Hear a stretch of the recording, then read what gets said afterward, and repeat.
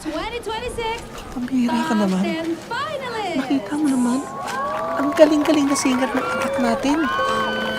Hindi ka ba proud sa kanya? Lamang sa kanila ang magpuproceed. Dapat ba? Dapat ba proud ako na sinuway niya ako? Sige nga. Oo. Aminado ako, mali yun. Pero Minchi, tingnan mo lahat ng tao dito. Nakita kung gaano kagaling na singer yung anak natin. Lahat sila nakita yun. Bakit parang ikaw lang hindi nakakita nun? Alam mo ba, si Jenny, parang ikaw. Nung mga bata pa lang tayo. Iba-ibang pangalan ang isipin. Nakita ko. Nakita mo naman pala eh.